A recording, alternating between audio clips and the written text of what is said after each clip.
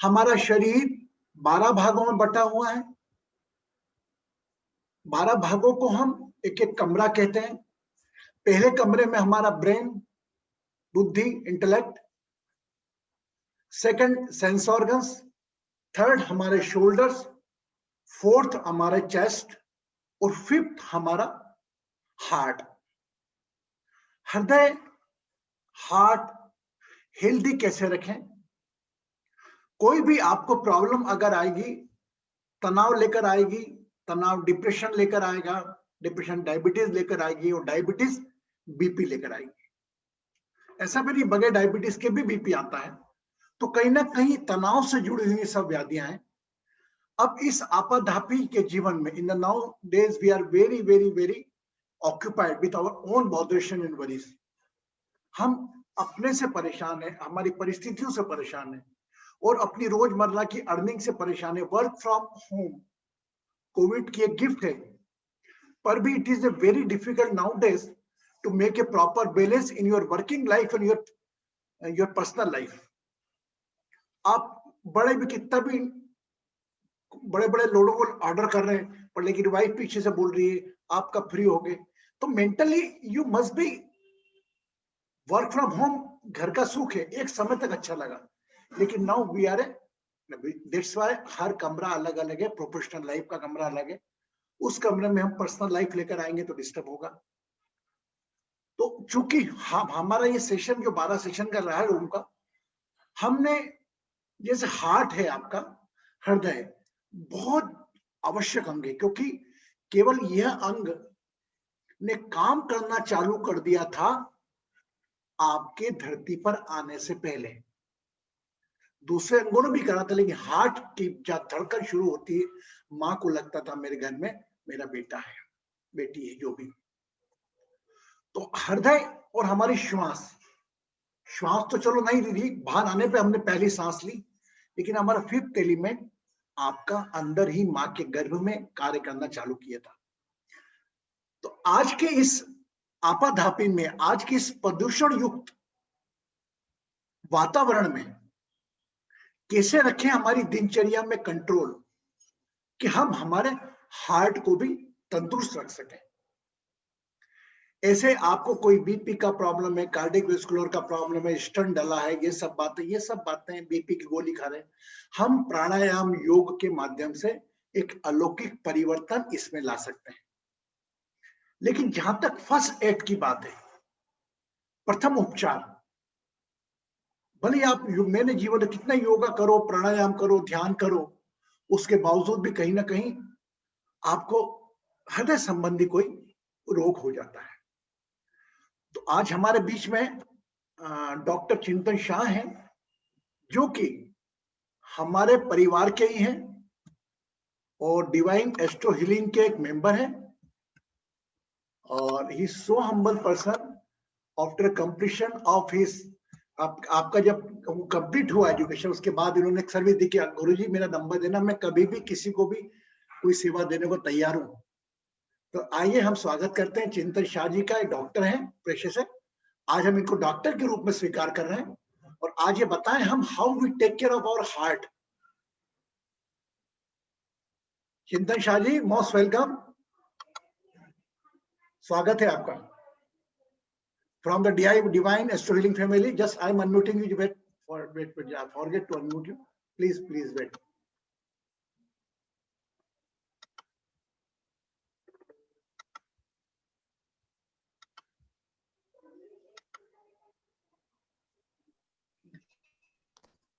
Hello, नमस्ते गुरुजी। नमस्ते गुरुजी। ब्लेसिंग्स। नमस्ते।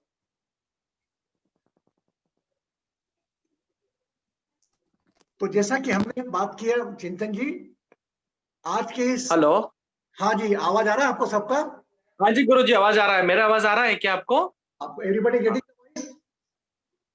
यस। सॉरी गुरुजी, जरा हॉस्पिटल से डायरेक्ट आया हूँ, इसलिए जरा थोड़ा लेट हो गया। ओके, तो just let us know us, हम इस एज में सब 50 के आसपास हैं, 40 ऊपर 5 के आसपास हैं। इस युग में हम हमारे हार्ट का ध्यान किस किस चीजों से रखें? Clinically what you suggest as a doctor? See heart disease मैं हिंदी में ही बात करूंगा। हाँ, हार्ट डिसीज ज्यादातर हम मोटा मोटी देखें तो हार्ट डिसीज यूजुअली अपने इंडियन पॉपुलेशन में 3 चीज से होती है उसमें। एक तो जो बहुत ही कॉमन है हार्ट अटैक, सेकेंड कॉमन है वो कोई भी स्ट्रक्चरल वाल्व डिसीज, मतलब कि कोई भी हार्ट में अपना 4 चैम्बर होता है, वो 4 चैम्बर में से कोई भी एक चैम्बर में जो वाल्व होता है वो वाल्व लीक हो जाता है या तो बंद हो जाता है। तीसरा होता है जिसको बोलते हैं इलेक्ट्रिक प्रॉब्लम, मतलब किसी का हार्ट रेट खूब ज्यादा बढ़ जाना, किसी का हार्ट रेट एकदम कम हो जाना, या तो किसी के हार्ट की चैम्बर बहुत बड़ी हो जाना। इतने ही बेसिक 3 या 4 ही प्रॉब्लम होते हैं हार्ट डिसीज में। उसमें से बहुत ही कॉमन जो 40 टू 60 इयर्स के बीच में है, उसमें मोस्ट कॉमन होता है, हमें जो टेंशन लेने की बात होती है वो होता है हार्ट अटैक। एंड अभी हम देखते होंगे हर 10 में से इंडिया में 6 आदमी को और 5 फीमेल, मतलब 6 मेल को और 5 फीमेल आउट ऑफ 10 को हाइपरटेंशन है, बीपी का प्रॉब्लम है। ये बहुत ही बड़ा बीपी बहुत ही बड़ा इश्यू है अपनी इंडियन पॉपुलेशन में। तो मैं बताना चाहूंगा जो सबसे कॉमनेस्ट उपाय है कि जिससे हम बीपी का प्रोग्रेशन कम कर सकते हैं या तो फ्यूचर में रोक सकते हैं आने से, अपनी अभी की एज से, जैसे कि सॉल्ट का उपयोग। हमें लगता है कि हमारे इंडियन खाने में इतना सारा हर एक जगह पे सॉल्ट यूज होता है, कोई वेफर खाते हो जो बाहर के पैकेज फूड हम खाते हैं, ये सब चीज में बहुत ही सॉल्ट आता है, और हर एक प्रोसेस फूड। तो सबसे पहला पॉइंट मोस्ट इंपॉर्टेंट होगा जो हमें हमेशा अवॉइड ही करना है, वो है प्रोसेस फूड्स। मतलब जो भी वेफर्स है बाहर का, जो भी प्रोसेस फूड जो भी अपने को प्लास्टिक के रैपर में मिलता है वो सब हम अवॉइड करें, तो 40 टू 50% हम बीपी और हार्ट अटैक का प्रोग्रेशन कम कर सकते हैं। दूसरा मोस्ट कॉमन है एक्सरसाइज, लैक ऑफ एक्सरसाइज। अभी अपना इंटरनेशनल लेवल पे बहुत सारे साइंटिस्टों ने जानने का ट्राई किया कि इंडियन पॉपुलेशन और एशियन पॉपुलेशन यूजुअल मेजोरिटी में, और उसमें इंडियन पॉपुलेशन को हार्ट अटैक क्यों आता है। अभी आप लोग ने हम सबने सुना होगा, पहले हार्ट अटैक आता था तो ऐसा समझते थे, या बीपी का प्रॉब्लम होता था तो आपके वो 60-65 साल आदमी का एज होगा तो ही बीपी या अटैक का असर होता है। लेकिन अभी इवन आज भी मैंने एक पेशेंट देखा जो 38 इयर्स का था। अभी इतना कॉमन हो गया है इतने यंग एज में बीपी और हार्ट अटैक का प्रॉब्लम।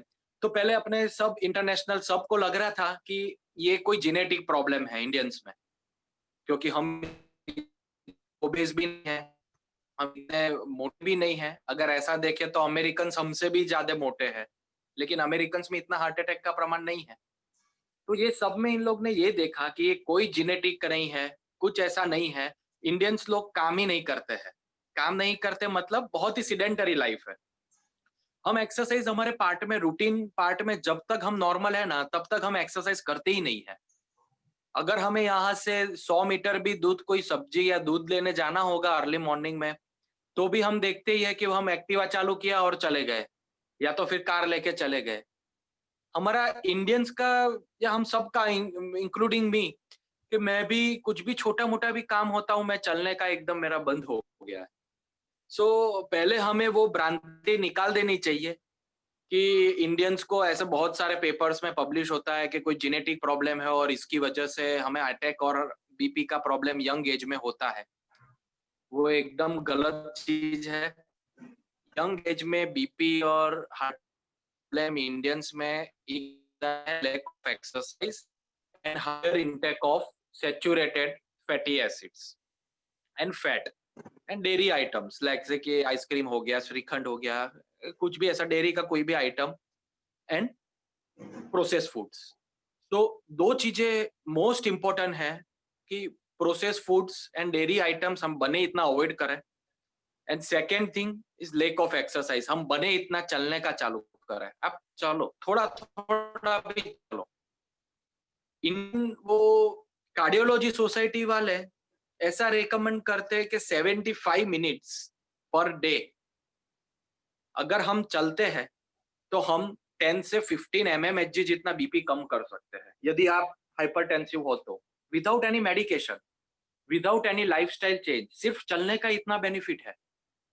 और अगर आप यंग हो, स्पोर्ट्स शूज पहनते हो, यंग हो, कोई इश्यू और नहीं है, तो 75 मिनट्स पर डे, पर उसमें भी थोड़ा ज्यादा फास्ट चलिए।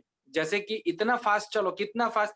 यूजुअली हमारे साथ पेशेंट ऐसे पूछते हैं कि आपने बता दिया डॉक्टर साहब फास्ट चलो, तो फास्ट मतलब कितना दौड़ना है मुझे, या तो फिर कितना फास्ट चलना है? ऐसा कोई पैरामीटर्स है क्या? उसमें एक ही पैरामीटर है कि अगर आप चलते हो तो किसी के साथ आपको यदि बात करनी है तो आपका सांस फूल जाए, उसको बोलते हैं कि फास्ट चले।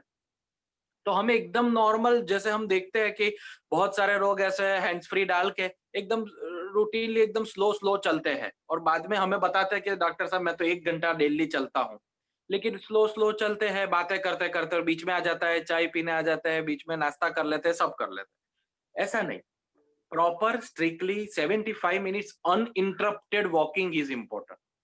ये चीज जरा अपना हमें कंसेप्ट बदलना चाहिए। अनइंटरप्टेड 75 मिनट्स अगर आप वॉक कर लो 5 डेज इन अ वीक, उसमें भी हमें सैटरडे संडे का छुट्टी मिलता है, इतना कर लो, 50% हार्ट अटैक और बीपी का टेंशन कम हो जाएगा। That is what.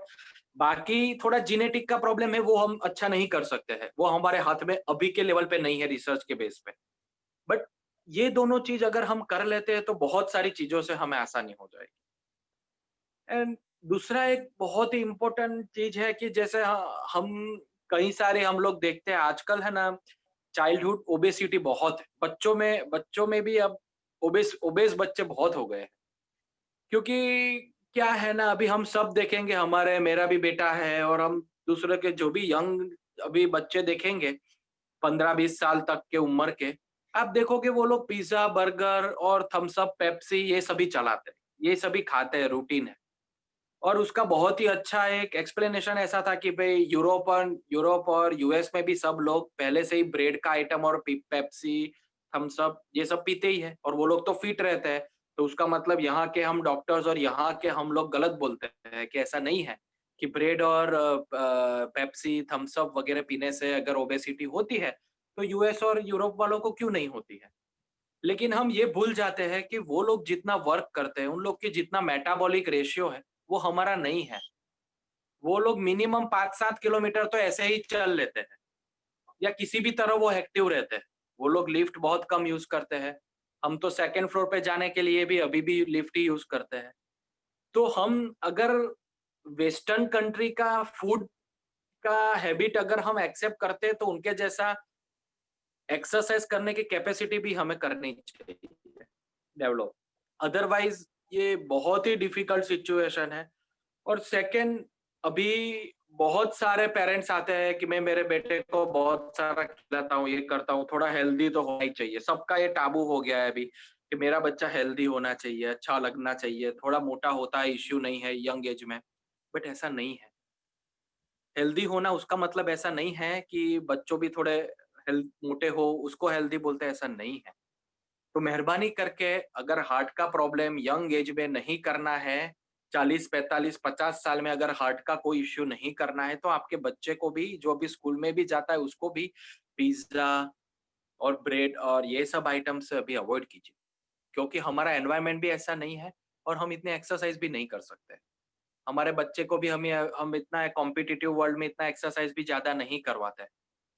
तो वो सब चीजें हमें एक बहुत ही अच्छा जो टाबू है वो हमें रिमूव करना पड़ेगा कि ये सब चीजें हमारे लिए नहीं बनी है। हमारा ऑथेंटिक जो फूड है वही हमारे लिए है। बहुत प्रोसेस फूड और ये सब zero calorie diet, Thums Up और वो सब हमें नहीं पीना चाहिए। अच्छा, ये रही प्रिमिटिव केयर कि ये रही कि जो हम कर सकते हैं। लेकिन अगर किसी को हो गया है, सपोज किसी को हार्ट अटैक आ गया है, एंजियोप्लास्टी हो गया है, तो हम क्या कर सकते हैं? तो यदि किसी को भी ऑलरेडी बीपी है अभी और किसी को ऑलरेडी हार्ट अटैक आ गया है, तो उसमें एक इकोस्प्रिन नाम की गोली आती है जो खून को पतला करती है। और दूसरी गोली आती है स्टेटिन्स, जिसको अटोरवास्टेटिन बोलता है, जो हमारे खून में चर्बी का जो थर होता है, चर्बी का जो एक लेयर होता है हर एक आर्टरी में, तो वो चर्बी का लेयर को कम करती है। ठीक है।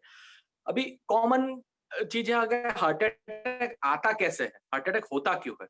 तो हार्ट अटैक में क्या होता है कि हमारा हार्ट में जो ब्लड वेसल, जो ब्लड पास करती है, ब्लड पास करती हुई नली, वो नली में चौकअप हो जाना। बेसिकली ऐसा बोलते हैं, कार्डियोलॉजिस्ट को प्लम्बर बोलते हैं एंड इलेक्ट्रिशियन ऐसा बोलते हैं। क्यों ऐसा बोलते हैं? प्लम्बर मतलब क्या है कि कोई भी दर्दी को, कोई भी पेशेंट आता है जिसको हार्ट को ब्लड सप्लाई करती जो भी नली है, वो नली में अगर कोई ब्लॉकेज हो गया तो उसको रिमूव करते हैं। मतलब हमारा जो नल, पानी का नल हो गया, उसमें ब्लॉक आया तो हम वो रिमूव करते हैं, ऐसे ही हम लोग भी ऐसे ही रिमूव करते हैं वायर डाल के। इसीलिए हमें प्लम्बर कहा जाता है, हार्ट का प्लम्बर। अब ये ब्लॉक होता क्या है, क्या होता है ब्लॉकेज में? इसमें 70 to 75% लिपिड का, चर्बी का लेयर रहता है।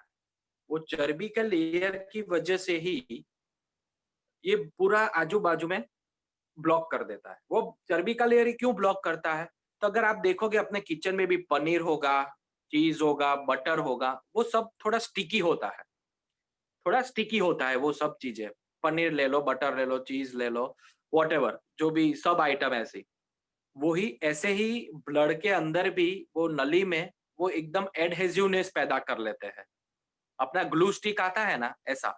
तो वो वो जो भी, जो ब्लड पसार करती नली होती है, वो नली में स्टिक हो जाते हैं। और धीरे धीरे धीरे वो स्टिक होते होते अगर 100% स्टिक हो जाता है तो वो आदमी को अटैक आता है।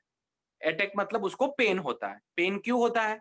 क्योंकि वो नली 100% ब्लॉक हो गई, तो वो जगह का ब्लड सप्लाई बंद हो गया हार्ट का। अब हार्ट का ब्लड सप्लाई बंद हो गया तो हार्ट का सब फंक्शन उस वो एरिया का, पर्टिकुलर एरिया का बंद हो जाएगा। तो हमें वो जगह पे पेन सेंसेशन आएंगे। इसलिए बोलता है किसी को हार्ट अटैक आता है तो उसका पेन बहुत ही खराब होता है, वो ऐसा ही करके आता है हॉस्पिटल में, इतना अनबेरेबल पेन होता है। तो हमें ये सब छोटी छोटी चीजें उसके लिए जाननी चाहिए। अगर किसी को हार्ट अटैक आ गया तो एक सॉर्बिट्रेट नाम की गोली आती है, दैट इज वो बहुत ही इंपॉर्टेंट है। वो हम सबको, अगर हम सबके घर पे अपने पेरेंट्स से जो मोर देन 65 ईयर्स के हैं, या तो ऐसे भी मैं रेकमेंड करूंगा कि ये 2 टैबलेट्स जो मैं बोल रहा हूँ, one is tablet Ecosprin 75 milligram, ECOSPRIN, Ecosprin, जो खून पतला करता है। और दूसरा आता है सॉर्बिट्रेट, SORBITRATE, 5 मिलीग्राम। अगर आपको लग रहा है आपके परिवार में किसी को भी ऐसा हार्ट का पेन हुआ है, कोई भी पेन हुआ है जो हार्ट में है, तो बेटर के सेफ्टी साइड पे हम ये सॉर्बिट्रेट नाम की जो गोली आती है वो उनके जीभ के नीचे रख देनी होती है, टंग के नीचे, तो वो ऑटोमेटिक एब्जॉर्ब हो जाएगी। तो हम, हमारे पास 10 से 15 मिनट बच जाएंगे कि उनको हम एम्बुलेंस में बिठा के हॉस्पिटल तक ले जा सकते हैं। तो ये बहुत ही इंपॉर्टेंट चीज है ये दोनों। ये मैं तो ऐसा, हम लोग तो ऐसा रिकमेंड करते हैं कि ये 2 टैबलेट तो मस्ट होनी चाहिए, कि हर एक के घर में ये 2 टैबलेट तो होनी ही चाहिए। लकीली अगर उसका यूज करने का ना आए तो बेस्ट है, लेकिन ये 2 गोली हमारे अभी का जो एटमॉस्फेयर है, अभी का जो एनवायरनमेंट है, उसमें बहुत जरूरी है। अच्छा, अभी एक चौथी बात मुझे करनी थी, कोविड के टाइम में। अभी हम सब कोविड की महामारी में है। अब कोविड की महामारी में हार्ट का क्या इन्वॉल्वमेंट होता है? तो अभी लगभग 18 से 20% जैसे कोविड के पेशेंट्स में ऐसा देखा गया है। उसका मतलब हर 100 कोविड के पेशेंट्स में, 100 कोरोना के पेशेंट्स में से 20 कोरोना के पेशेंट को हार्ट में इफेक्ट होता है। ज्यादातर पेशेंट में क्या रहता है कि इंटेस्टाइन एंड लंग्स में इन्फेक्ट होता है। सबसे most common presentation is lung involvement corona में। इसीलिए सांस लेने में दिक्कत होती है। वो आपका, हमारा बहुत अच्छी तरह हमने कल वो सर को सुना था, हार्ट लंग के सर को, पल्मोनोलॉजिस्ट सर को। अभी 20% लोगों में क्या होता है, हार्ट का प्रॉब्लम होता है। अब हम अगर यदि अपने आसपास में किसी को कोरोना हुआ है, हम कैसे पता करें कि ये पेशेंट को और कुछ नहीं है और कोरोना है जिससे हार्ट इन्वॉल्व हो गया है? तो उसकी एक दो बहुत छोटी छोटी साइंस है। जैसे कि एक बहुत इंपॉर्टेंट साइन है कि यदि किसी को अगर कोरोना ना हो तो कोई दूसरी चीज के लिए भी हम यही सेम फॉर्मूला अप्लाई कर सकते हैं। जैसे कि जो भी दर्दी है, वो बैठे बैठे ही अचानक से उनको पसीना आ जाना।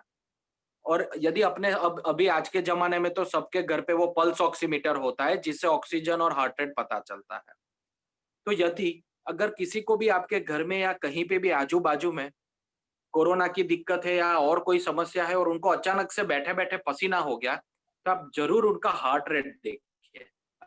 अगर उनका हार्ट रेट 110 से ज्यादा है, 110 बीट्स पर मिनट, मतलब 1 मिनट में उनका हार्ट 110 बार से ज्यादा धबकता है, ज्यादा पंप करता है, तो आप समझ लीजिए कि उनको हार्ट का प्रॉब्लम है, उनका हार्ट फेल हो गया है। हम लोग यूजुअली बोलते हैं कि हार्ट फेलियर है, उनको हार्ट आपके इनका हार्ट फेल हो गया। तो हार्ट फेल हो गया मतलब क्या? हार्ट की जो पंपिंग करने की क्षमता है, वो क्षमता मोर देन 50% जितना कम हो जाता है। ये एक प्रेजेंटेशन हो गया, तो इसको बोलते हैं हार्ट फेलियर। सबसे पहले हमने बात की हार्ट अटैक का, ये है सेकेंड हार्ट फेलियर का। थर्ड, तीसरा इंपॉर्टेंट प्रॉब्लम है जो ज्यादातर हम लोग 70 अबो एज में देखते हैं, वो हार्ट रेट का प्रॉब्लम है। किसी को हार्ट रेट एकदम कम हो जाता है, किसी को हार्ट रेट एकदम ज्यादा हो जाता है। अब हम वो घर बैठे बैठे कैसे पता कर सकते हैं कि इनको हार्ट रेट का कोई रिलेटेड इश्यू है? यदि किसी व्यक्ति को अचानक से घर पे बैठे हैं, रूटीन काम करते हैं, और रूटीन काम करते बैठे बैठे अचानक से बेहोश हो जाए, कुछ और कंप्लेन ना हो, बेहोश हो जाए, तो दो ही चीज हो सकती है। या तो उनको मिर्गी की शिकायत हो सकती है, जो खैंच आना ऐसा बोलते हैं, या दूसरा हार्ट का प्रॉब्लम होना। अब मिर्गी की शिकायत हो तो हमें पता चल जाता है, मुंह से फीन आ जाना, आंखें बड़ी बड़ी हो जाना, तो पता चल जाता है कि ये उनको मगज का, ब्रेन का कोई इश्यू है, जिसकी वजह से हमें, जिसको हम सीजर डिसऑर्डर बोलते हैं। हाथ ऐसे मोड़ जाना, आंखें बड़ी बड़ी हो जाना, ये सब लक्षण। लेकिन ये सब कुछ ना हो, सिर्फ और सिर्फ वो बेहोश हो जाए, तो क्या हो सकता है? तो ऐसा देखा गया है 40 to 50% केसेस में उसका हार्ट रेट बहुत ही कम हो जाता है, less than 40 beats per minute हो जाता है। अच्छा, अब नॉर्मल हार्ट बीट क्या है? नॉर्मल हार्ट बीट्स है 60 to 110। अगर हमारा हार्ट रेट अभी भी, यदि आप सब लोग मैच करो, तो अपना हार्ट रेट 60 से लेके 110 तक आएगा पर minute. That is completely normal. अगर आपका हार्ट रेट लेस देन 60 आता है और उसके साथ में आपको चक्कर आना, आँख के सामने अंधेरा छा जाना, या तो ऐसा बेहोश हो जाना, ऐसा कुछ मालूम होता है, और उस टाइम पे आप पल्स ऑक्सीमीटर डाल के अगर हार्ट रेट देखते हो, और यदि हार्ट रेट लेस देन 60 आता है और बेहोश जैसा साइन है, तो समझ लीजिए उनको इलेक्ट्रिकल प्रॉब्लम है हार्ट का। उसके लिए बहुत ही अर्जेंट है, नजदीक में हॉस्पिटल में जाके एट्रोपिन नाम का इंजेक्शन लेना पड़ता है। वो इंजेक्शन का ज्यादा वो नहीं है, लेकिन हम घर के लेवल पे इतना मैनेज कर सकते हैं कि ऐसा है तो आपको पता चल जाना चाहिए कि ये हार्ट का ही प्रॉब्लम है, और हमें हार्ट के डॉक्टर के पास जाना आवश्यक है। ऐसे ही सेम प्रेजेंटेशन, हार्ट रेट बढ़ जाना, किसी का हार्ट रेट 110 से बढ़ जाता है, 120 हो जाता है, 150 हो जाता है, तो उसको बोलते हैं वेंट्रिकुलर टैकीकार्डिया। ये सबसे डेंजरस साइन। वेंट्रिकुलर टैकीकार्डिया होता है तो क्या होता है? तो कोई व्यक्ति ऐसा बोलेगा कि मैं बैठा ही हूँ और अचानक से मुझे पसीना हो गया और मेरा हार्ट रेट बहुत ही फास्ट दबक रहा है। वो व्यक्ति ऐसा बोलेंगे, दर्दी ऐसा बोलेंगे कि मुझे सुनाई दे रहा है मेरा हार्ट बीट्स, इतने फास्ट जा रहे हैं। वो ऐसा बताएगा कि ऐसा ऐसा करके हार्ट बीट इतने फास्ट जा रहे हैं। That is called as arrhythmia. इसको कॉमन लैंग्वेज में बोलते हैं arrhythmia. Most common is ventricular arrhythmia. तो ये एक इलेक्ट्रिकल प्रॉब्लम हो गया हार्ट का दूसरा, जिसमें हार्ट रेट बढ़ जाता है। उसमें भी वो ज्यादा इमरजेंसी है। हार्ट रेट कम होने से ज्यादा इंपॉर्टेंट है हार्ट रेट बढ़ जाना। अगर हार्ट रेट बढ़ गया तो that is very urgent emergency के विद इन 5 to 10 मिनट के रेडियस में आपको हॉस्पिटल में पहुंच जाना चाहिए। ये हो गया हार्ट के इलेक्ट्रिकल प्रॉब्लम। ठीक है, अब थोड़ा बेसिकली हार्ट का स्ट्रक्चर कैसा है? तो हार्ट बेसिकली 4 चैम्बर में डिवाइडेड है, राइट साइड के 2 चैम्बर एंड लेफ्ट साइड के 2 चैम्बर। तो अभी किसी को बीपी का समस्या हम यूजुअली बोलते हैं, तो वो तो हमें वो बाय डेफिनेशन ही पता चलता है कि what is BP. BP is blood pressure. तो कोई भी ऐसा, हमारे हार्ट में ये 4 चैम्बर है और उसके आजू बाजू की नली है, जिसमें ऐसा कोई चेंज हो जाना कि जिसकी वजह से ब्लड का प्रेशर बढ़ जाना। ओके, तो अब नॉर्मल ब्लड का प्रेशर क्या है? तो नॉर्मल ब्लड का प्रेशर है 120/80 mm ऑफ Hg। यदि किसी का ऊपर का ब्लड प्रेशर यदि 120 से ज्यादा हो गया, 130 हो गया, 140 हो गया और 200 तक हम देखे हैं हम लोग ने। इतना आ जाता है तो उनको बोलते हैं उनका ऊपर वाला ब्लड प्रेशर है, और नीचे का बढ़ जाता है तो वो 80 की जगह हो जाता है 90, 100, 110 जितना, तो उसको बोलते हैं कि नीचे का जो ब्लड प्रेशर है वो बढ़ जाता है। तो ये ब्लड प्रेशर बढ़ने का मेन समस्या क्या है? तो ब्लड प्रेशर क्यों बढ़ता है? ब्लड प्रेशर तब भी बढ़ता है जब आपका जो ब्लड हार्ट की तरफ जो ब्लड ले जाती नली है, वो नली कंस्ट्रिक्ट हो जाती है। वो नली का डायामीटर नैरो हो जाता है, उसको आर्टरी बोलते हैं। तो वो आर्टरी नैरो हो जाती है, तो ऑब्वियस है कि आर्टरी नैरो हो जाती है। अपने पास दो अलग अलग पंप हो, वाटर पंप, एक छोटा पंप हो तो उसको ज्यादा फोर्स से पानी देना पड़ेगा। जो ज्यादा बड़ा पंप होता है वो उसका नॉर्मल प्रेशर मेंटेन कर लेता है, उसको ज्यादा प्रेशर की जरूरत नहीं रहती है। ऐसे ही हार्ट में वो आर्टरी जैसे नैरो हो जाती है, कंस्ट्रिक्ट हो जाती है, तो उसमें ब्लड को आगे ले जाने के लिए उसको प्रेशर ज्यादा जनरेट करना पड़ता है। तो ज्यादा प्रेशर जनरेट करता है वो अपने बीपी मशीन में रिफ्लेक्ट करता है, जिसको बोलते हैं हाइपरटेंशन और ब्लड प्रेशर का प्रॉब्लम। अब ये आर्टरी नैरो क्यों हो जाती है? तो उसका मेन दो रीजन है। एक रीजन एज, अपना एज जितना बढ़ता जा रहा है तो एज के हिसाब से ऐसा होता है कि एज जितना बढ़ता है तो आर्टरी नैरो होता है। That is okay, that is not in our hand. Age is a progressive in nature, वो अपने हाथ में नहीं। लेकिन जो दूसरा प्रॉब्लम है ना, वो हम इजीली टैकल कर सकते हैं।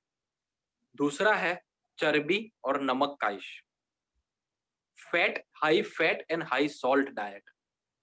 High fat and high salt diet that causes constriction of the arteries, and ultimately it will ended up into heart attack. Okay, तो अब हम कैसे इसको अवॉइड कर सकते हैं? तो अपने पास अवॉइड करने के लिए भी दो दो ऑप्शन है। एक ऑप्शन है ऑब्वियसली कि आप फैट वाला जो भी कंटेंट वाला फूड है वो सब अवॉइड कीजिए खाने का।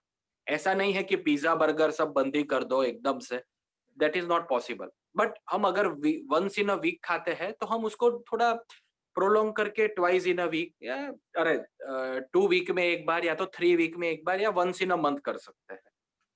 एंड घर में सॉल्ट का रिक्वायरमेंट सिर्फ 2 ग्राम्स पर डे है, इससे ज्यादा खाने की कोई जरूरत नहीं। तो बहुत ही कम सॉल्ट अगर हम यूज करें सब्जी में, दाल में, राइस में, दैट इज एडवाइजेबल। अगर हम इतना ही करें और एक्सरसाइज भी ना करें ना, सिर्फ सॉल्ट लेने का कम कर दो और फैट लेने का आप कम कर दो, मैं गारंटी देता हूं अगर 2 महीने आप इतना करोगे ना, तो अगर आपको बीपी है तो बीपी ऑटोमेटिक कम हो जाएगा, आपको ड्रग का रिक्वायरमेंट कम हो जाएगा। और लकीली आपको बीपी नहीं है तो आपका वेट ऑटोमेटिक इतना तो कंट्रोल हो ही जाएगा, 1 या 1.25 1.5 किलो जितना कम हो जाएगा, and you will feel fresh. इससे ज्यादा कम नहीं होगा। इससे ज्यादा कम करना है तो हमें एक्सरसाइज की आवश्यकता रहती है। तो अब हम ऐसा फूड में या खाने में ऐसा तो क्या चेंज करें कि जिससे हम हार्ट को बचा सकते हैं, हार्ट का एकदम प्रोटेक्टिव मैकेनिज्म कर सकते हैं। तो हार्ट का क्या होता है? हार्ट का हम दो चीज बोलते हैं, heart friendly food and heart enemy food. तो हार्ट एनिमी फूड का खराब तो हमने बात कर लिया, जैसे कि हाई फैट डाइट, ज्यादा नमक वाला खाने का, प्रोसेस्ड फूड खाते हैं, और ये सब खराब है। अब हार्ट फ्रेंडली फूड कौन सा है? तो ऐसा देखे तो जो भी लेस ऑयली फूड, कोई भी, अगर हम सब्जी में खाते हैं, दाल में डालते हैं, कहीं पे भी जितना भी हो सके, अभी तो जीरो ऑयल थियरी आ गई है, जीरो ऑयल थियरी के ऑयल के बिना ही पूरा फूड बनाओ, बट वो पॉसिबल नहीं है। लेकिन हम अभी आज के दिन आपने आपके घर में सपोज पूरे खाने में 50 या 70 का ऑयल यूज किया हो, तो आप मोर देन 50% ओवर ही यूज कर रहे हो, ऐसा मान के चलिए। अगर आप वो ऑयल कम कर लोगे तो जो भी फूड होगा it will become heart friendly food. तो lack of oil, lack of salt and lack of fat, ये तीन उसके ब्रह्मास्त्र है। अगर ये तीन हमने कर दिया, कुछ जरूरत नहीं है, यू कैन ईट एनीथिंग। आप घर का पिज्जा भी खा सकते हो, आप घर का सैंडविच भी खा सकते हो। ऐसा एकदम अगर हम कोई डायटिशियन के पास जाएंगे तो दे विल टेल कि ये नहीं खाना है, ये नहीं खाना है। तो क्या होता है ना, हम 1 साल 2 साल 3 साल ऐसा कर लेंगे, बाद में क्या होता है कि बाद में पॉसिबल ही नहीं रहता है। 1-2 साल आप कंट्रोल करोगे, कितना कंट्रोल करोगे? रोज तो आप सिर्फ और सिर्फ रोटी और चावल नहीं खा सकते। तो हर एक हमें एक पैटर्न बनाना पड़ता है। हार्ट को भी क्या है, हार्ट को हम इजीली मैनेज कर सकते हैं। हमें एक पैटर्न बनाना है। एंड एक बहुत ही इंपॉर्टेंट है कि आप सुबह का नाश्ता जो करो वो राजा की तरह करो, लंच करो वो प्रिंस की तरह करो, और डिनर करो वो एकदम सामान्य लेबरर की तरह करो। उसका मतलब कहने का क्या हुआ, आप ब्रेकफास्ट करो राजा की तरह, उसका मतलब उसका कोई लिमिट ही नहीं होना चाहिए। ब्रेकफास्ट आप अच्छा खासा करो, कोई इश्यू नहीं है। 2 की जगह 4 रोटी खाओ, बहुत सारे, क्योंकि ब्रेकफास्ट के बाद ऑब्वियसली आप काम करने जाने वाले हो, तो उसका यूटिलाइज कर लोगे। Utilisation of energy is must, तो आप यूटिलाइज कर लोगे। तो ब्रेकफास्ट आप सपोज करो क्वांटिटी में अगर हम बोलते हैं तो शायद ब्रेकफास्ट आप 300 या 400 ग्राम कुछ खाते हो। तो अगर उसके बाद में आप लंच में आते हैं तो लंच में आपको ब्रेकफास्ट से कम खाना चाहिए, 20% कम खाना चाहिए। यूजुअली हम लोग ऐसा समझाते हैं कि आप ब्रेकफास्ट जितना भी करते हो सुबह, उसका 20% कम लंच करो, उसका 20% कम इवनिंग का स्नैक्स करो, और उसका भी 20% कम। तो आप समझो ब्रेकफास्ट में जो खाया है उससे 80% कम नाइट में खाना है, डिनर में। उसका मतलब डिनर में आप ना भी करो ना तो भी चलेगा, उसका रिक्वायरमेंट भी बहुत ही कम है।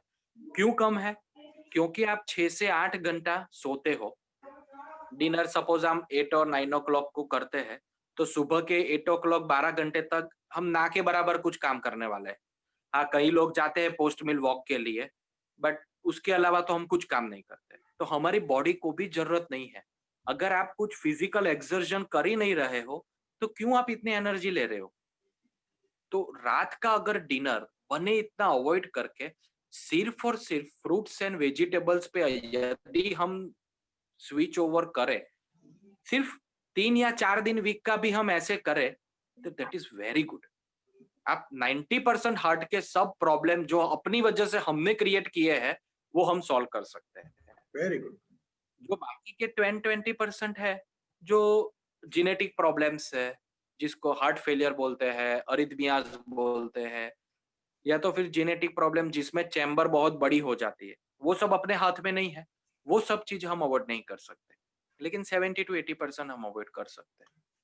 तो ये food habits, lake of exercise, तो एक्सरसाइज थोड़ी ज्यादा करना, खाने में थोड़ी सावचेती रखना, ये सब छोटी छोटी चीजें हमें बहुत सारे फायदा करा सकती है। Very good. बहुत ही important. So, Dr. Saab, thank you very much for your really, after getting your submission on the respect of healthy heart. मेरे हिसाब से प्रश्न Yes, yes. बहुत कम बनेंगे, लेकिन as per me, how to take care of a heart, who heart is take caring of you, आपका हृदय आपका ध्यान रख रहा है, आपका गंदा खून निकालकर शुद्ध ऑक्सीजन में भेज रहा है, उसके लिए आप क्या कर रहे हैं? Yes. उसके लिए आप यह एडवाइस जो डॉक्टर साहब ने दिए, if you follow it, I am sure not require any cardiovascular. हम इंतजार करते हैं हमारी लाइफ, डेफिनेटली बताए, हम इंतजार करते हैं कि कब डॉक्टर के पास जाओ, डॉक्टर मना करो तब हम खाना बंद करें। हाँ, that is very good. Yes, exactly यही प्रॉब्लम। डॉक्टर कहेगा स्मोकिंग बंद कर देंगे, लेकिन हम for example very beautifully compare with the western culture in now, जो आप लोग यूएस के लोग हैं वो अलग प्रॉपर्ली एक्सरसाइज का, डाइट का प्रॉपर बैलेंस बना के रखते हैं। हमारे यहाँ तो जो आने दो आने दो आने दो। Yes yes yes. And most important हमें याद रखना चाहिए, अगर मेरा एज अभी 32 हुआ है तो मेरा हार्ट भी 32 ईयर ओल्ड है, तो उसको भी सर्विसिंग चाहिए। तो हमें ये सब याद रखना चाहिए। अगर अपना एज 60 ईयर हो गया है तो अपना हार्ट का एज भी 60 ईयर हुआ है, तो हम 20 साल के आदमी की तरह नहीं खा सकते। अच्छा डॉक्टर साहब, अपना, हाँ जी, करेक्ट करूं, अगर आप कह रहे हैं कि आपका हार्ट अगर 60 साल का हो गया है, तो अभी आप, मैं ये कहने को कि 60 साल की अगर आपकी एज होगी तो आपका हार्ट 60 साल 5 महीने का हो गया है, क्यों in the mother stomach yes start working. Yes yes, The same thing I quoted earlier. Anybody want to ask the question? Doctor साहब कोई प्रश्न पूछना चाहेगा? Yes yes, please please question पूछिए तो वो ज्यादा अच्छा रहेगा और मुझे भी लगेगा कि कुछ फ्रूटफुल हुआ है. Yes. Rupa ji from Nairobi is going to ask. Want to ask, Dr. Sir? Rupa ji, unmute her. Yes. Yes. Hello, doctor. या हाय हाय. Yeah, I wanted to ask you, I have high LDL and the doctor suggested I go on statins or Lipitor. Is it essential that one goes on medicine straight away if you have LDL? You can't control it naturally or you can't reduce it? नहीं, possible. सी इसमें क्या रहता है, LDL क्या है? Doctor, What is the full form of LDL? Doctor, please, he is from Rupa from Nairobi. Please talk. Yeah, I can understand. I can understand. And you can talk with the Gujarati also. Gujarati ગુજરાતીમાં બોલો પણ બીજાને નહીં સંભળાય. એટલા માટે उसी के लिए मैं हिंदी में बोल रहा हूँ तो सबको अच्छा रहेगा. Yeah. अच्छा, तो इसमें क्या रहता है, व्हाट इज LDL? पहला क्वेश्चन कि LDL means what? It is low density lipid. Lipids के भी बहुत सारे प्रकार है. लिपिड्स के कौन से प्रकार है? आपने हम सबने सुना होगा किसी को, या पेपर में या हर जगह हम पढ़ते हैं, अच्छा वाला चर्बी और खराब वाला चर्बी. हम सबने सुना है. Good cholesterol and bad cholesterol. सब डॉक्टर लोग बोलते हैं कि अच्छा आपका गुड कोलेस्टेरॉल अच्छा है तो आपको अटैक नहीं आएगा, आपका बैड कोलेस्टेरॉल खराब है, ज्यादा है, इसलिए आपको अटैक आने का चांस है. तो what is this good and bad cholesterol? तो ये LDL जो प्रोफाइल होता है उसमें क्या है, HDL आता है, LDL आता है, VLDL आता है, very low density lipid, high density lipid and low density lipid. बाकी सब एपोलाइपोप्रोटीन है, ये सब आते हैं कंपोनेंट्स, वो हम ज्यादा इंपॉर्टेंस नहीं देते हैं. ये सब में जो मैडम ने बताया कि LDL उनका बढ़ा हुआ था और उनके कार्डियोलॉजिस्ट ने एडवाइस किया स्टेटिन्स का, मेरे हिसाब से ये कंप्लीटली सही है और चालू करना चाहिए. अब मैडम का क्वेश्चन है, ऐसा ही बहुत कॉमन क्वेश्चन आता है कि मुझे नहीं करना है चालू, मैं खुद से ही कंट्रोल करूंगा, आप मुझे बताइए. तो इसमें क्या स्ट्रेटजी रहती है? जो लो डेंसिटी रहता है ना, जिसका जो लिपिड्स होता है उसका डेंसिटी कम होता है ना, वो ज्यादा स्टिकी होता है आर्टरी में. तो क्या होता है, जो भी लो डेंसिटी लिपिड्स होते हैं ना, वो जो लो डेंसिटी लिपिड्स वो अपने चीज टाइप के दिखते हैं, जो अपना चीज और वो क्या बोलते हैं उसको, वो स्प्रेड चीज आता है ना, ऐसा लेयर होता है आर्टरी में. तो उसका स्टिकीनेस बहुत ज्यादा होता है, उसका एडहेसिवनेस बहुत ज्यादा होता है लो डेंसिटी लिपिड का. तो वो बहुत जल्दी से अपनी आर्टरी में स्टिक हो जाता है, तो उनको हार्ट अटैक आने के चांस थोड़े ज्यादा हो जाते हैं. इसके लिए यूजुअली हम लोग ऐसा बोलते हैं कि LDL जिसका भी ज्यादा हो उसको स्टेटिन्स करना चाहिए. स्टार्ट. अच्छा, अब क्वेश्चन ये है कि हमें नहीं करना हो तो नेचुरली हम कैसे क्योर कर सकते हैं, और what is the time limit कि कितने टाइम के बाद हमें चालू कर देना चाहिए. तो इसमें क्या है, सपोज अभी आज मेरा LDL ज्यादा आया है मेरे ब्लड रिपोर्ट्स में, व्हाटएवर मेरा 140 आया, 150 आया, 200 आया, that depends upon the laboratory meters. Laboratory के अलग अलग इंस्ट्रूमेंट पे वैल्यू अलग अलग होता है. तो फर्स्ट मेरा वो है, अगर हम नहीं करना है अभी तो one important thing is start walking. Walking means पूरा 75 minutes per day for 5 days in a week. ज्यादा भी बहुत नहीं करना है कि मैं बहुत फास्ट चलो 200-300 मिनट 2-3 घंटा रोज चलती हूँ और पूरा वीक चलती हूँ तो अच्छा हो जाएगा, ऐसा नहीं है. Anything of excess is bad. तो ज्यादा भी नहीं करना है, सिर्फ 75 minutes per day for 5 days. जैसा बताया, लो ऑयल लो फैट, इतना यदि हम 2 महीने तक करते हैं एंड आफ्टर 2 months मतलब 60 days के बाद फिर से LDL करवाते हो, और यदि LDL 25% from the previous report, 25% reduction from the previous report है, तो स्टेटिन्स चालू करने का कोई जरूरत नहीं है. You can continue this lifestyle. But usually क्या होता है, कई बार ऐसा नहीं होता है, एक्सरसाइज से नहीं, क्योंकि कहीं में क्या जेनेटिक कंपोनेंट भी होता है. तो अकेला एक्सरसाइज और लाइफस्टाइल और जो हमने अभी बात किया कि नाइट का डाइट आप एकदम कम कर लीजिए, ये सब करने के बावजूद भी अगर 25% से आपका एलडीएल कम नहीं हो रहा है after 60 days, then it is alarming sign कि you should start statins. और statins it's very good drug. I know कि बहुत सारे हम गूगल पे या इंटरनेट पर देखते हैं कि ये कोलेस्ट्रॉल के टैबलेट लेने से बहुत सारे कॉम्प्लिकेशन होते हैं, मसल पेन होता है, ये होता है। नहीं होता है, इतना बहुत रेयर है, हमें बहुत रेयर चीज में नहीं जाना है। Common thing is always common, तो हमें कॉमन थिंग ही सोचना है और को चालू कर लेना चाहिए।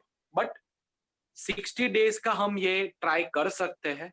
और हाँ, अगर सिंसियरली इतना करते हैं, 75 मिनट्स पर डे वॉक करते हैं, लो सॉल्ट खाते हैं, लो फैट डाइट करते हैं और रात का डिनर स्किप करते हैं, या तो बहुत ही कम खाते हैं या तो फ्रूट वेजिटेबल्स खाते हैं, इतना अगर 60 डेज करते हो 25% रिडक्शन होता है।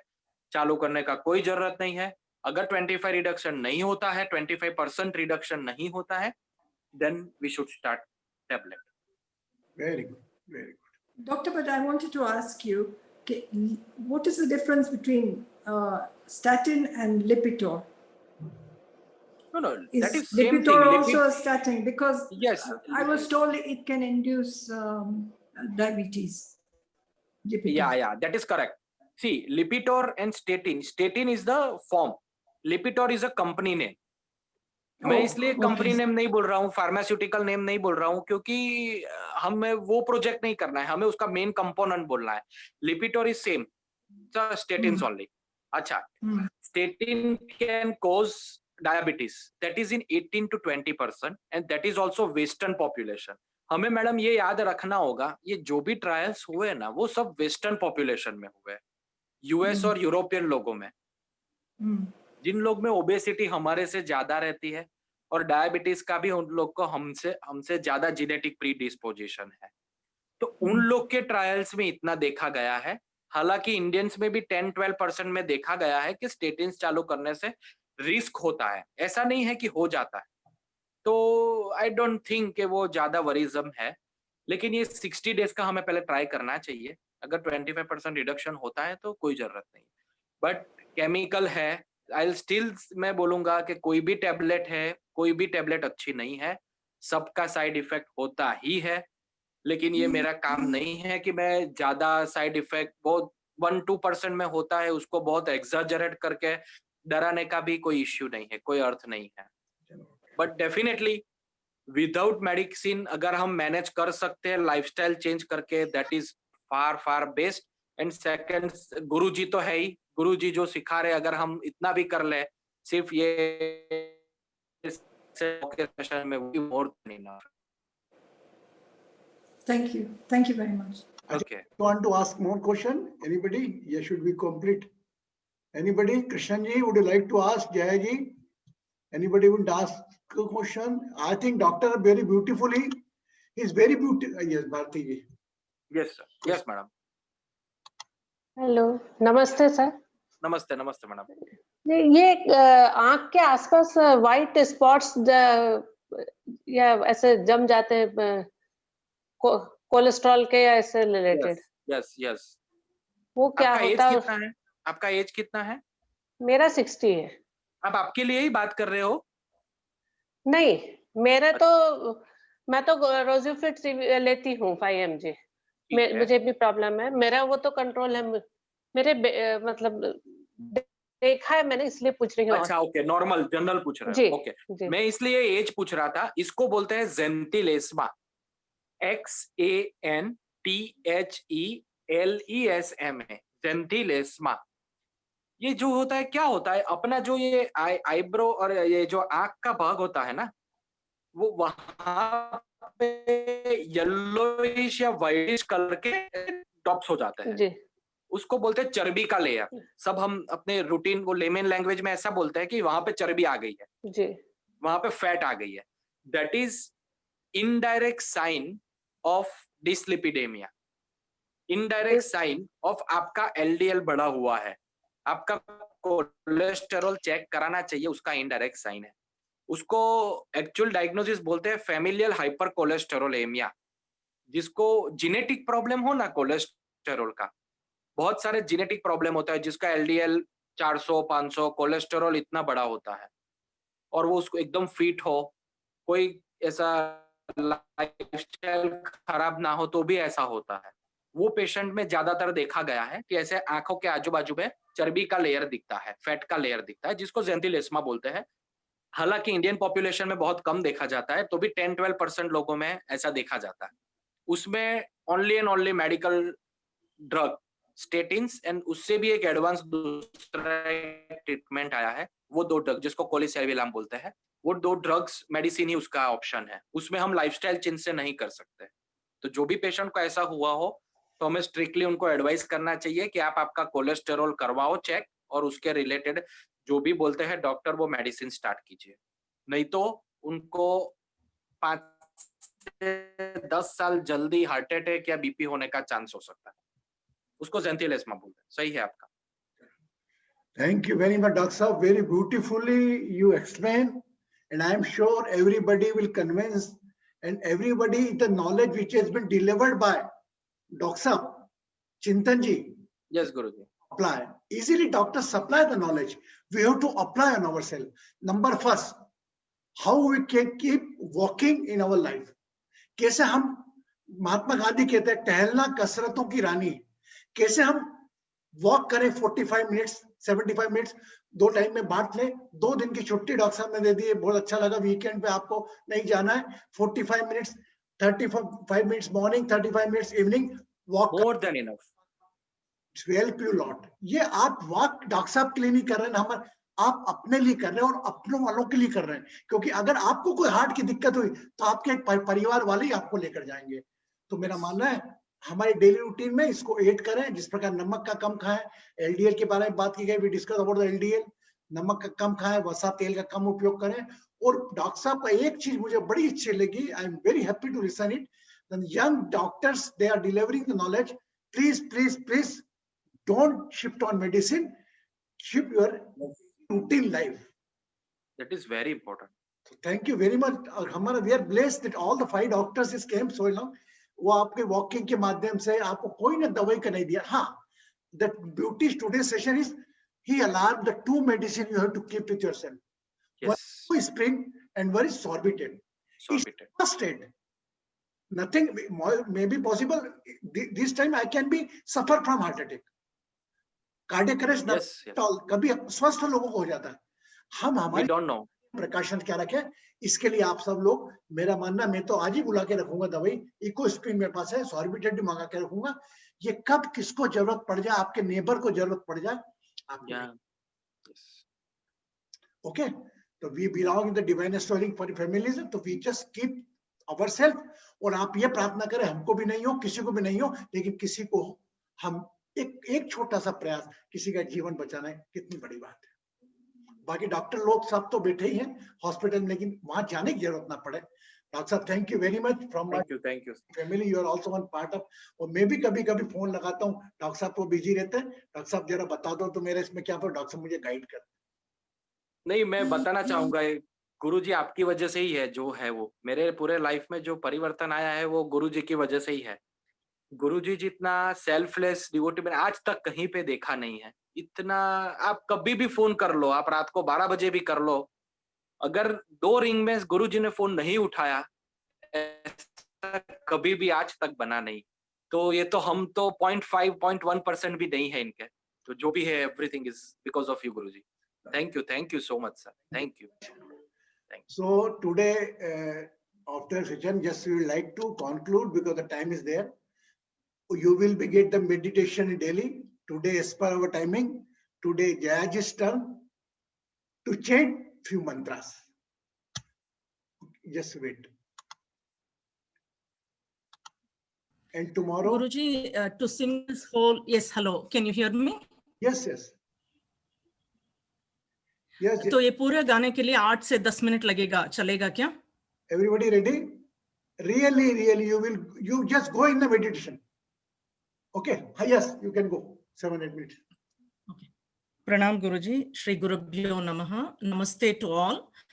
अभी मैं शेज आरती गाऊंगी। शेज आरती है जो शिरडी साईं बाबा के मंदिर में रात में गाया जाता है बाबा को सुलाने के पहले। तो thank you all, I will begin. There's Krishnan ji also, yes. ओम श्री सच्चिदानंद सद्गुरु साईनाथ महाराज की जय।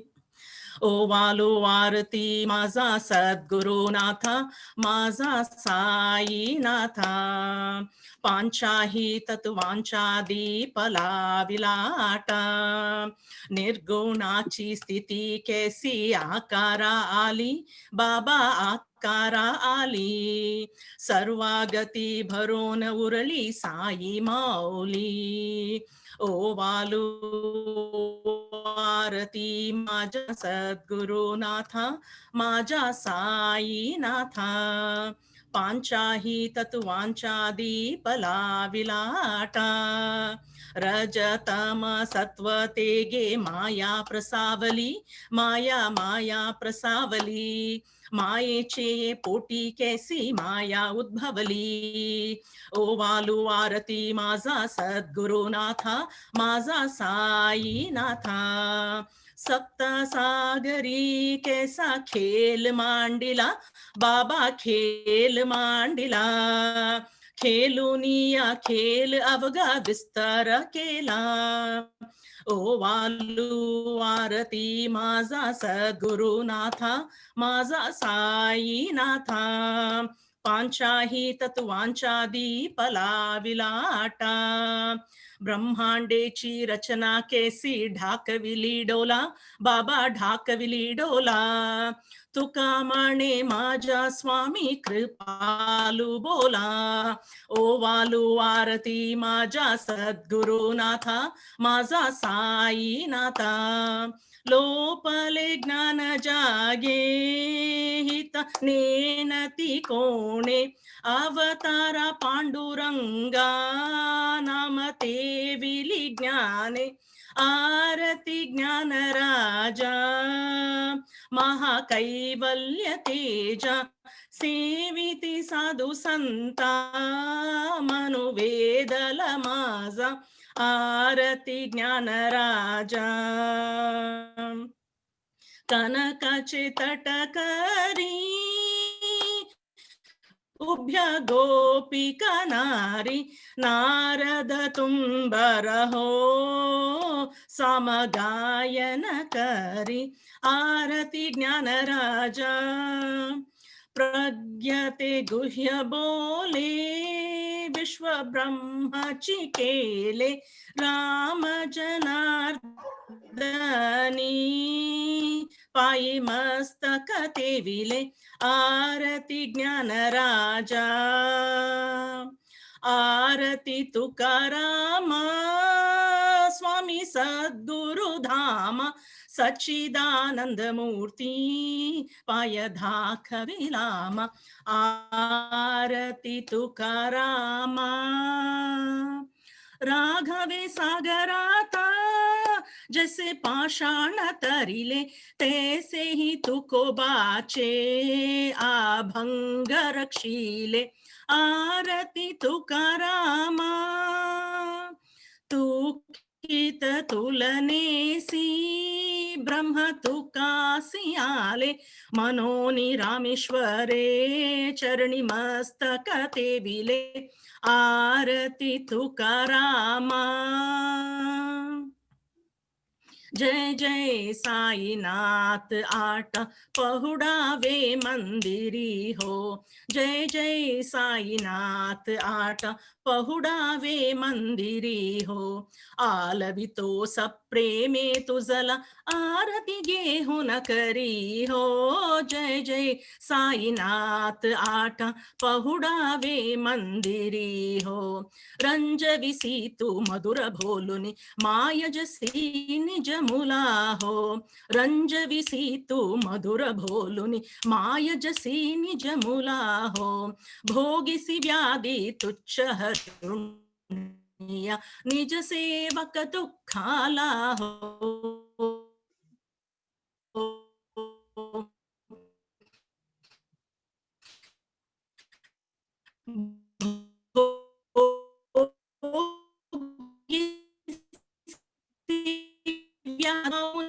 दर्शन देशीत्यालाहो जाले आसिते कष्ट अतिशय तुम चेया देहालहो जय जय साईनाथ आट पहुडावे मंदिरी हो क्षम क्षयन सुंदर ही शोभा सुमन सेज त्यावरी हो क्षम क्षयन सुंदर ही शोभा सुमन सेज त्यावरी हो ध्यावी तोडी भक्त जनांची पूजनाडी चाकरी हो ध्यावी तोडी भक्त जनांची पूजनाडी चाकरी हो ओवाली तो पंच प्राण ज्योती सुमती करी हो ओवाली तो पंच प्राण ज्योती सुमती करी हो सेवा किंकर भक्त प्रीति अत्तर परिमलवारी हो जय जय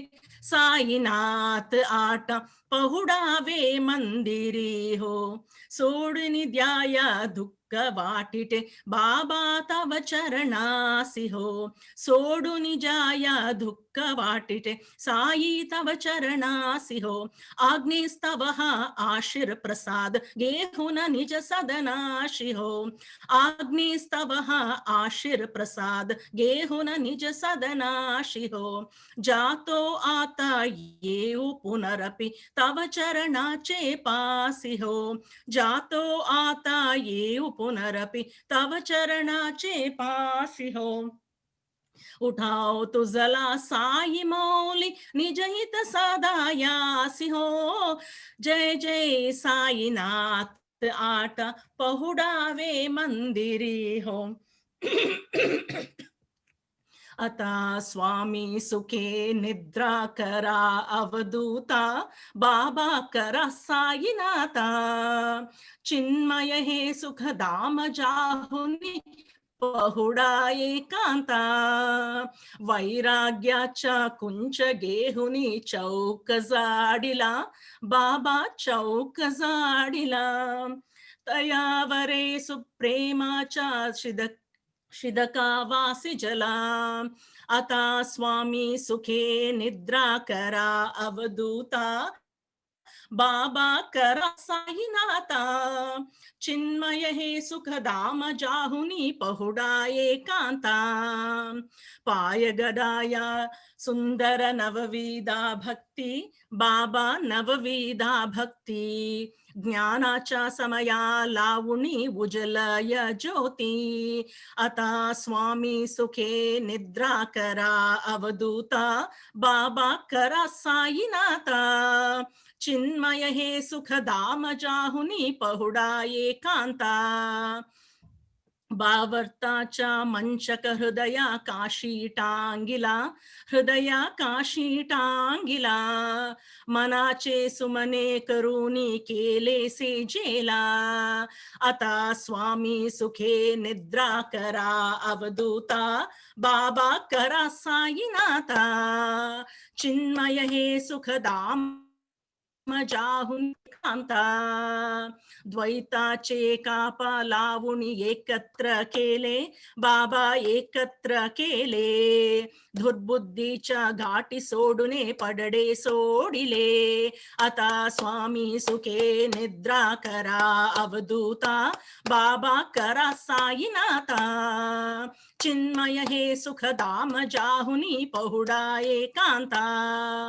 आशा तृष्णा कल्पानेच्या सोडून गलबाला बाबा सांडून गलबाला दया क्षमा शांती दासे उभ्यासे जेला आता स्वामी सुखे निद्रा करा अवधूता बाबा करा साईनाथा चिन्मय हे सुख धाम जाहुनी पहुडा एकांता आलक्ष्या उन्मणी गेहुनी नाजुक दुष्याला बाबा नाजुक दुष्याला निरंजना सद्गुरु स्वामी निजवित सेजेला आता स्वामी सुखे निद्रा करा अवधूता बाबा करा साईनाथा चिन्मय हे सुख धाम जाहुनी पहुडा एकांता श्री सच्चिदानंद सद्गुरु साईनाथ महाराज की जय।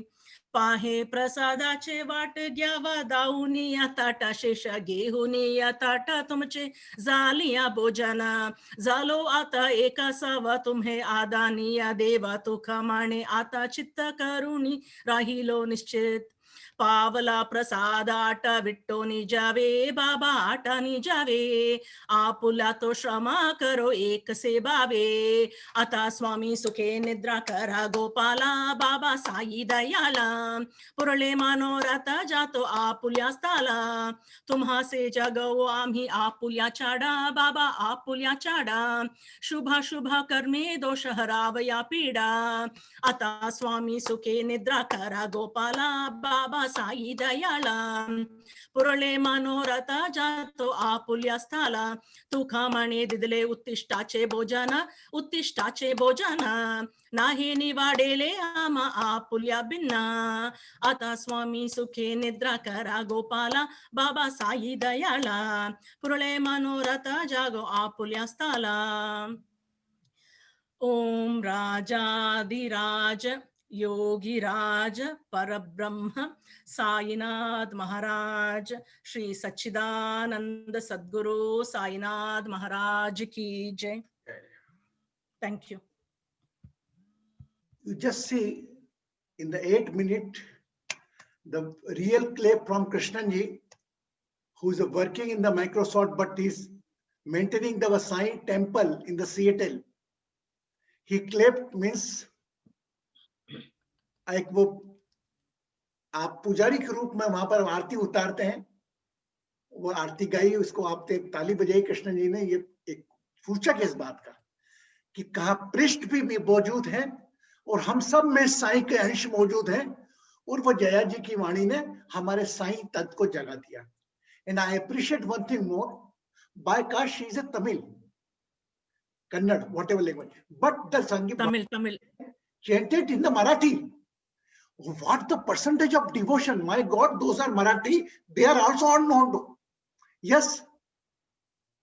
अब कन्नड़ होने के बाद भी आपने मराठी के शब्दों को ऐसा याद करा कंठस्थन, क्योंकि मैं तो साक्षात देख चुका हूं मंदिर में एक बार और कृष्ण जी के साथ में थे। Really I am very, whole energy has been change कि एक अलग धर्म की अलग भाषा को उपयोग में करके और याद करना और भाव के साथ, हो सकता है दूसरी भाषा को मैं दिमाग से कर बोल, लेकिन इमोशंस दूसरी लैंग्वेज के साथ करना बहुत बड़ी बात है। And thank you very much Jaya ji.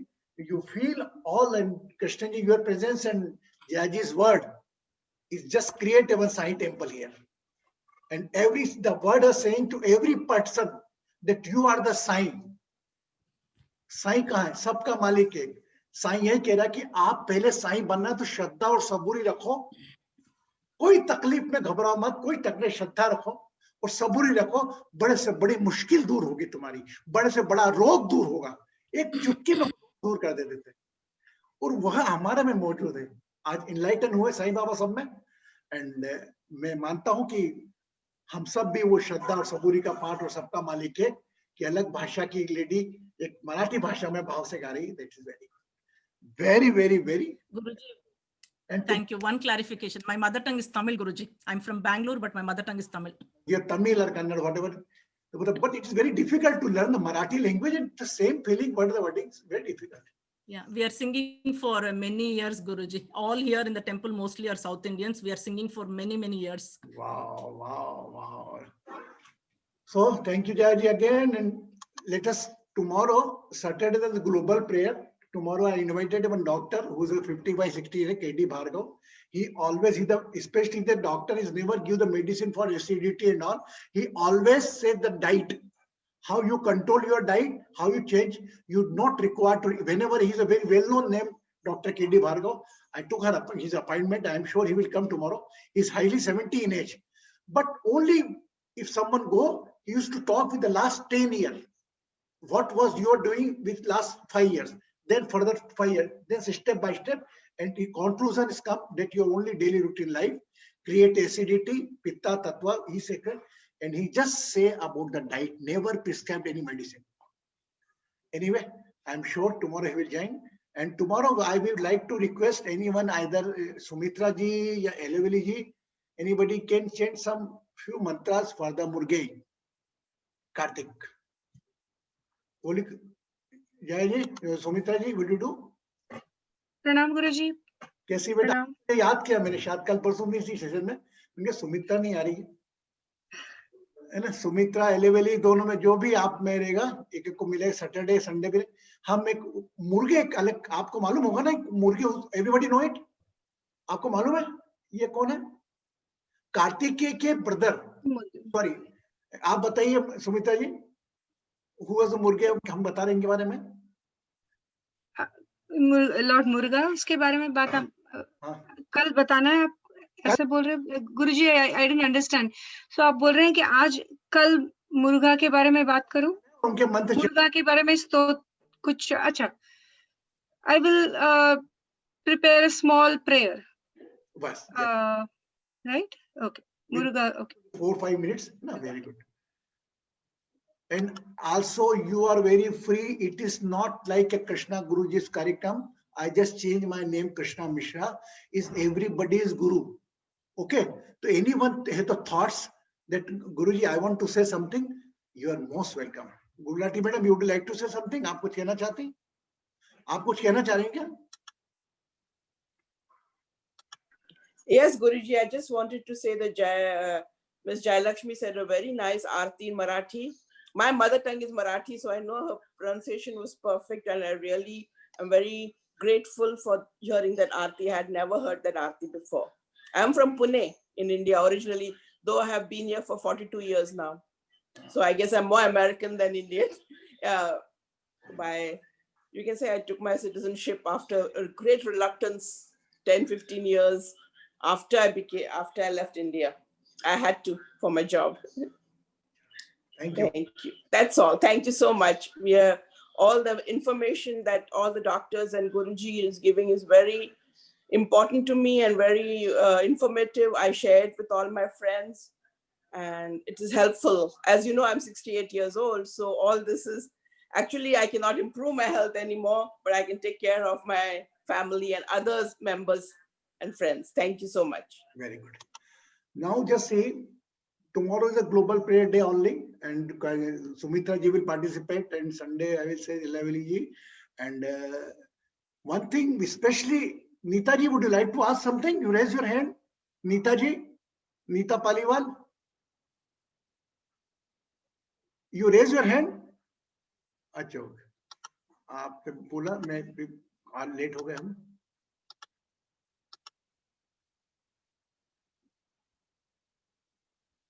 Okay, now yes, Elaveli ji. Last person. You unmute, आप unmute करें आपको. गुरुजी, आपको सुनाई दे रहा है? हाँ, हम सबको आ रहा सुनाई. ओके, गुरुजी, ये मुझे ये प्रश्न है कि कौन सा कॉम्बिनेशंस जातक में है जो हम पता कर सकते हैं कि हार्ट का प्रॉब्लम्स है? Heart ka room, yes, we will learn it in our astro session. Today we are totally concentrating on the 5th room. If there any problem in the 5th room related to your child, 5th room related to heart. So any wrong planet aspect on the 5th room or any malefic planet situated in the 5th room, it can be affected your son, it can be affected your heart. Okay. आपके बच्चे को दिक्कत दे सकते हैं, आपके हृदय को दे सकते हैं. तो ये सब चीजें हम एस्ट्रोसेशन में समझेंगे.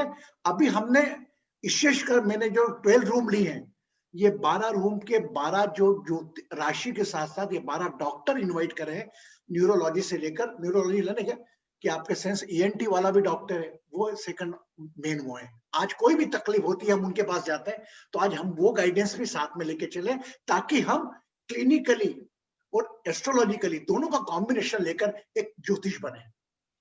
ऐसा नहीं कि आप दवाई लेते हो, नहीं, एक डॉक्टर की जरूरत पड़े तब आप डॉक्टर की समझिए. वो डॉक्टर भी देखिए सब आ रहे हैं यहाँ पर, वो यही कह रहे हैं, focus on pranayama, focus on the yoga. Today I discuss with that Jhamar about our Bhaspa yoga.